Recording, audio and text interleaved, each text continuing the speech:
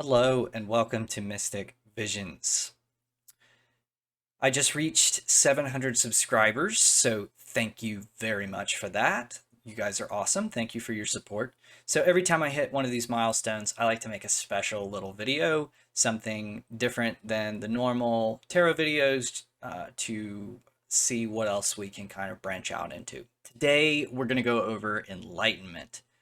We're going to go over what it is, how you might go about achieving it, and whether or not you should. Whether is this a worthy cause, something that you ought to seek?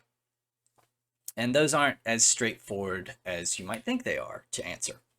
Okay, so first of all, what is enlightenment? It's kind of a tricky term to define, and there's a couple reasons for that.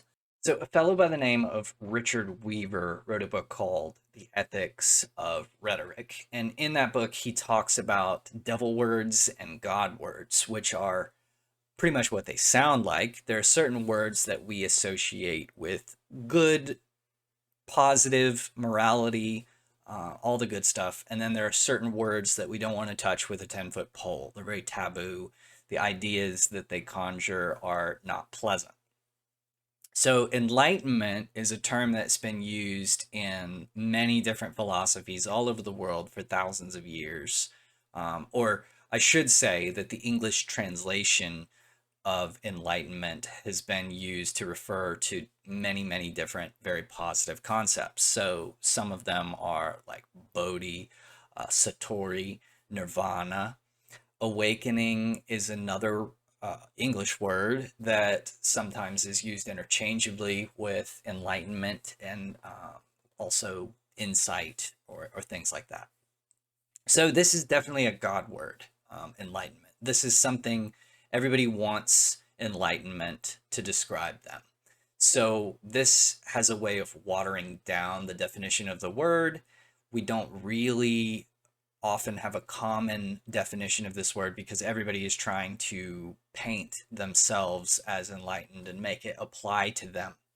On the contrary, a word like ignorance is a devil word. Nobody wants to be seen as ignorant, and part of that is because we live in the information age, and information is might as well be currency in this society, and people who don't seek it are generally looked down on.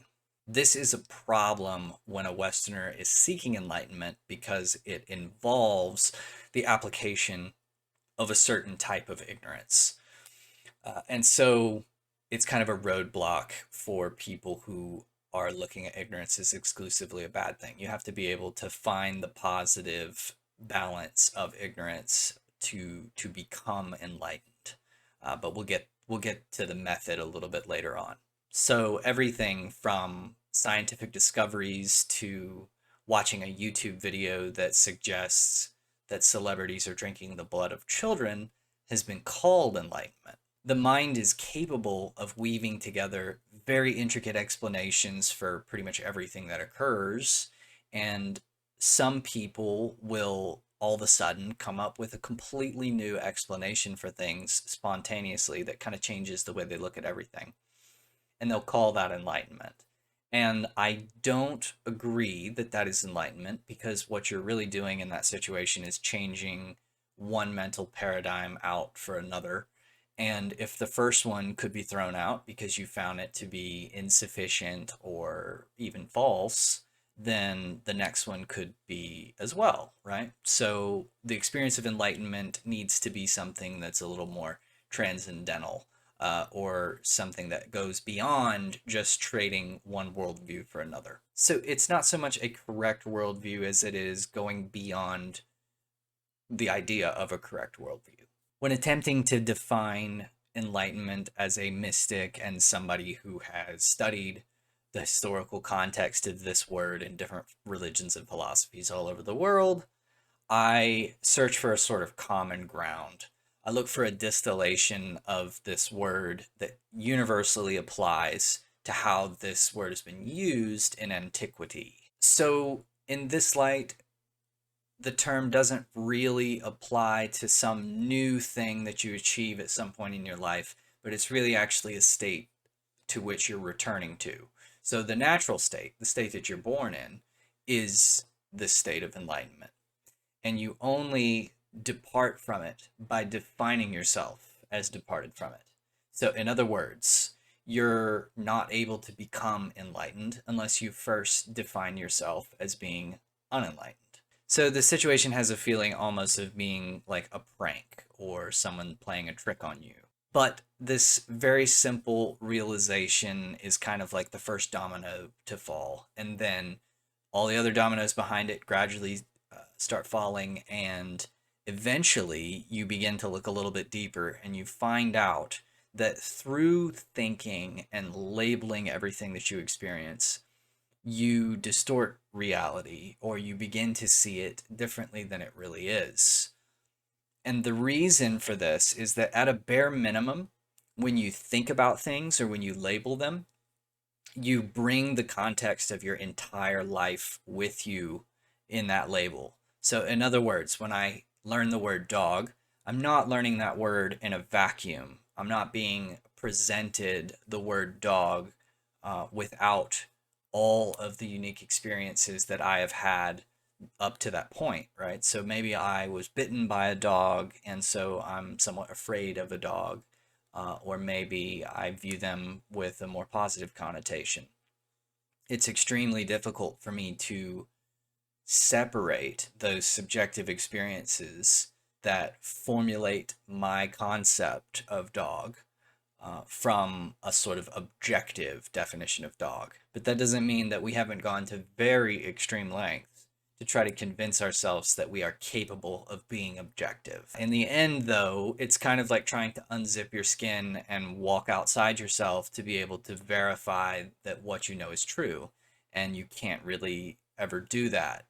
You can invent very complicated and sophisticated methods of attempting to be objective, but it all relies at some point on your personal perception. When you try to make your knowledge objective, it's essentially the same thing as trying to make your thoughts and your imagination into reality, or to make them real, to realize the truth, right?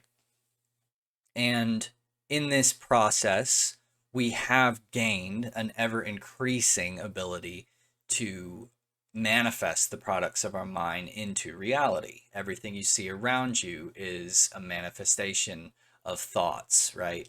The camera, that I'm looking into right now, the TV that you're watching this on, or computer screen, all of these are the products of the imagination of mind. The unfortunate side effect is that in the process, we begin to start to see how incompetent the mind really is at describing or encapsulating reality.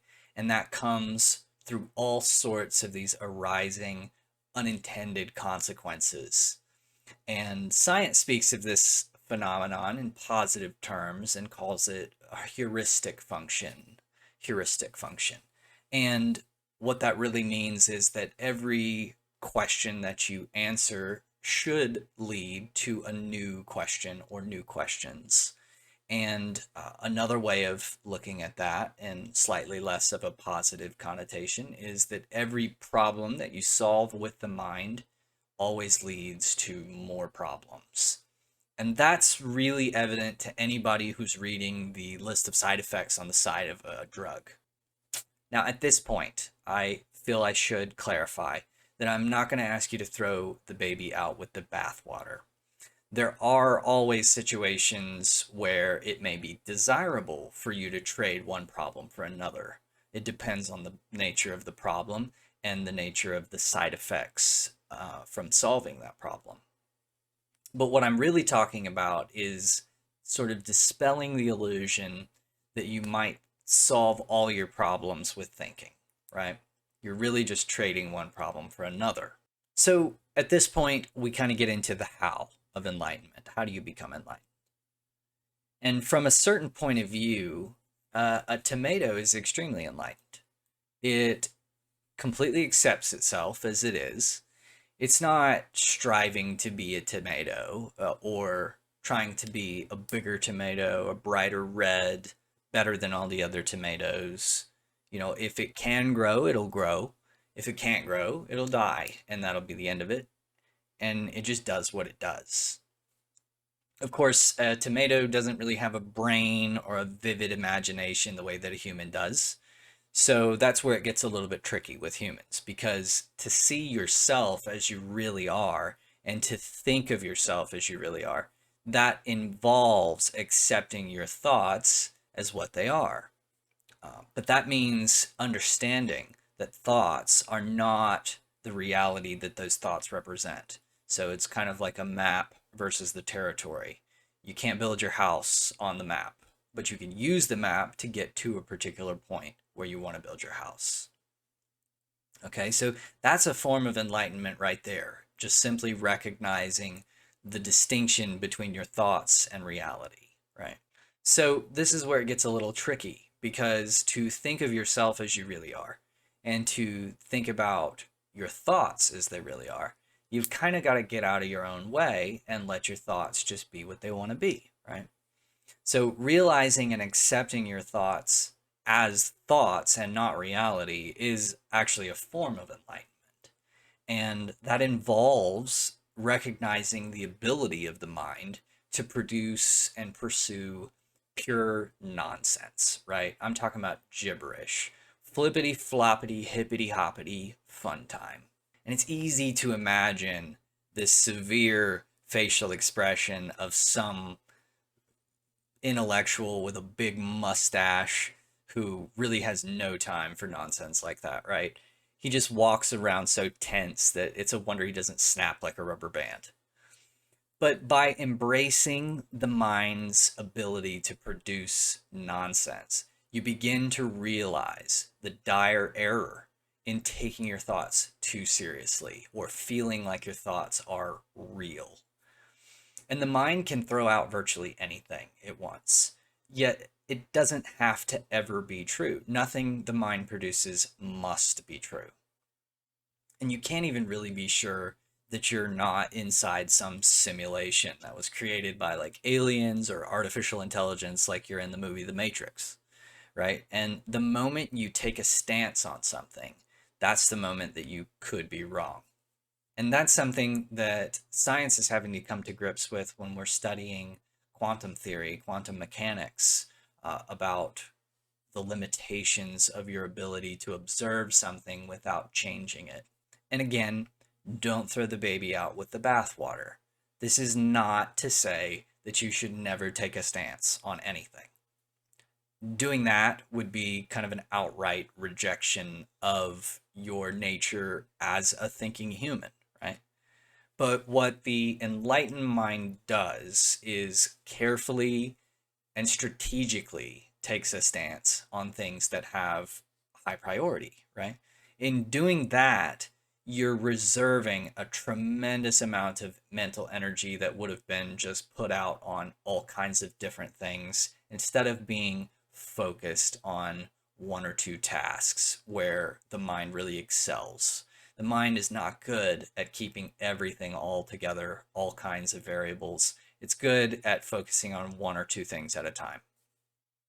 So, in order to truly let go of your thoughts, you've got to realize that your thoughts are not the reality that they are meant to represent.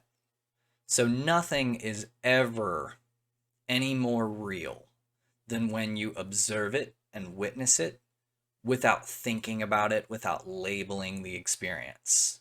Because labels will always sort of color the experience through the lens of your individual perspective.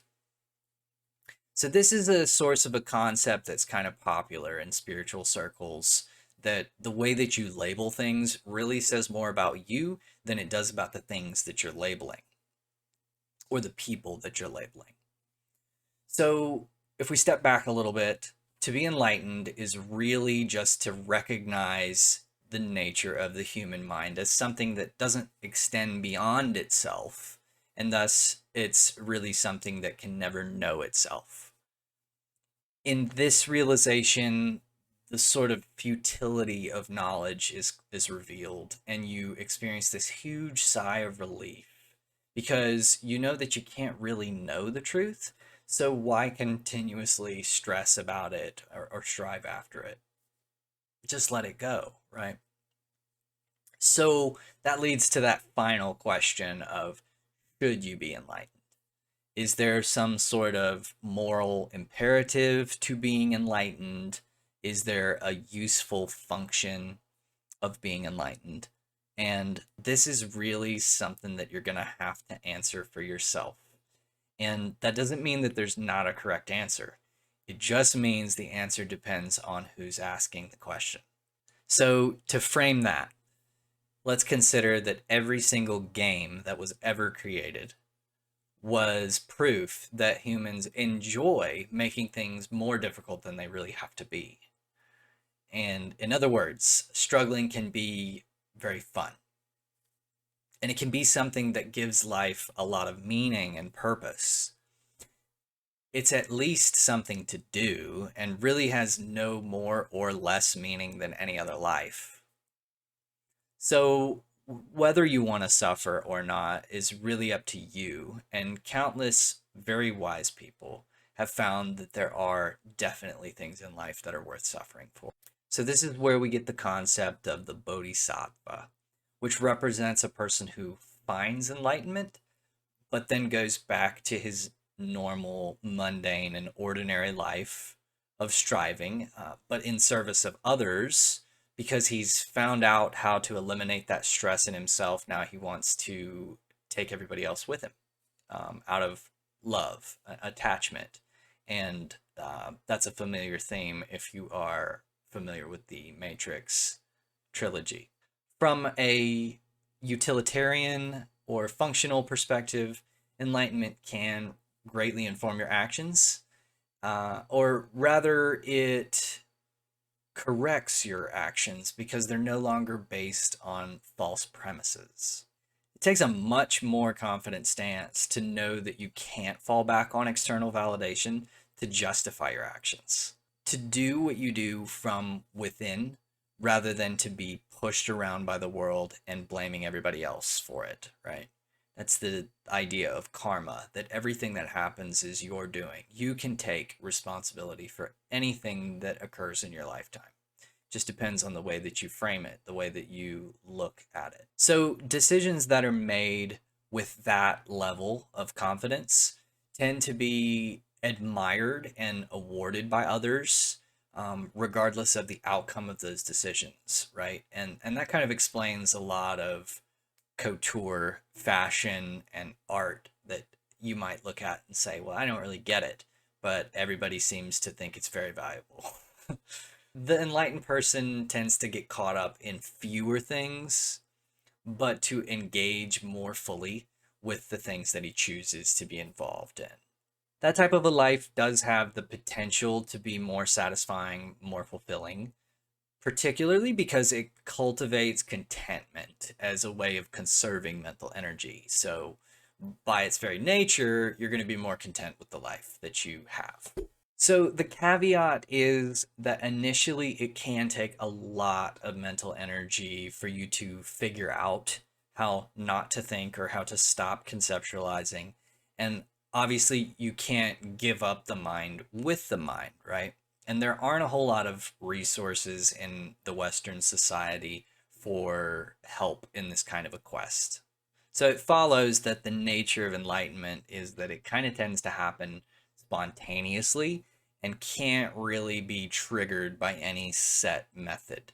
When it clicks, right? And achieving it really involves giving up the idea of it, and that only is going to happen after a certain amount of time striving for it.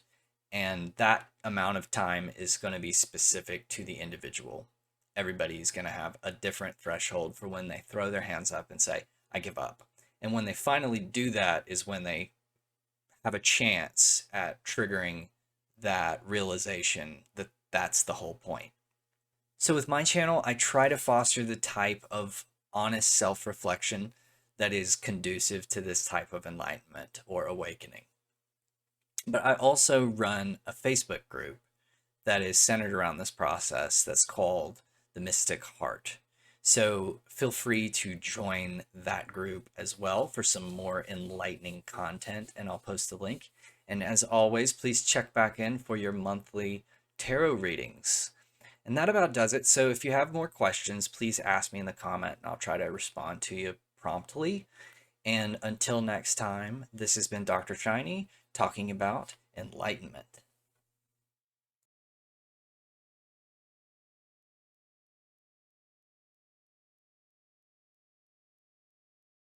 Get him, mister. Come here. You're a gorgeous boy. Get him.